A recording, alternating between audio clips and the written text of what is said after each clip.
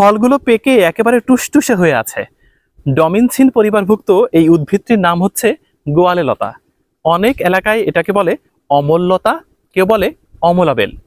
এর ইংরেজি নাম হচ্ছে ফক্স গ্রাফ, হিন্দিতে বলে রামচোনা, সংস্কৃত ভাষায় এটাকে বলে অমলা বেতাস। সেটা যাই হোক, বাংলাদেশে 550 প্রজাতির মেডিসিনাল প্লান্ট পাওয়া যায়। তার মধ্যে সম্ভবত সবচেয়ে বেশি চোখে পড়ে এই গোয়ালে লতা। এর অনেক ভেষজ গুণাবলী রয়েছে। এর পাতার রস যে কোনো কাটাছেঁড়া জায়গায় দিলে সঙ্গে সঙ্গে রক্তপাত বন্ধ হয়ে যায়। তারপর যদি স্কিনের উপর কোথাও ফোড়া হয় বা টিউমার দেখা দেয়, তাহলেও এর পাতার প্রলেপ সেটাকে সারিয়ে তুলতে ব্যবহার করা হয়। এটার আরও কিছু গুণাগুণ রয়েছে। ধরুন, শিং মাগুর মাছে যদি আপনার কোথাও কাটা বিঁধে দেয়, তখন ভীষণ যন্ত্রণা হয়। সেই যন্ত্রণা কমাতেও এই পাতার নির্যাস ব্যবহার করা হয়। আর এর ফলটা ব্যাকটেরিয়া প্রতিরোধক এবং কৃমিনাশক।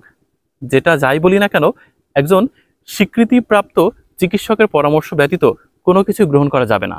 কারণ আমরা শুধুমাত্র এই ঔষধি গাছগুলো পরিচিত করিয়ে দিই। গোয়ালে লতা, এর ফলগুলো দেখেন কি চমৎকার। এই লতাটা গবাদি পশুর জন্য খুব ভালো মানের একটা খাবার, কারণ এটা গবাদি পশুর কৃমি দূর করে, তারপর তাদের ব্লাড সার্কুলেশন খুব ভালো রাখে। দেখেন ফলগুলো কি দারুণভাবে পেকে আছে, মনে হচ্ছে কালো রঙের আঙুর ফল ঝুলে আছে। এই ফলগুলো গবাদি পশুর জন্য অনেক মূল্যবান এবং কৃমি বা অন্যান্য দৈহিক গঠনে এসে সাহায্যকারী, এবং এটা খুব ভালো একটা ঔষধি গাছ। কারণ আমার জানা মতে মানব জাতির কোনো হাত পা ভেঙে গেলে এটা চেনি দিয়ে এবং চুন দিয়ে যদি সেখানে লাগানো, সেটা অ্যাটাস্ট হতেই বাধ্য।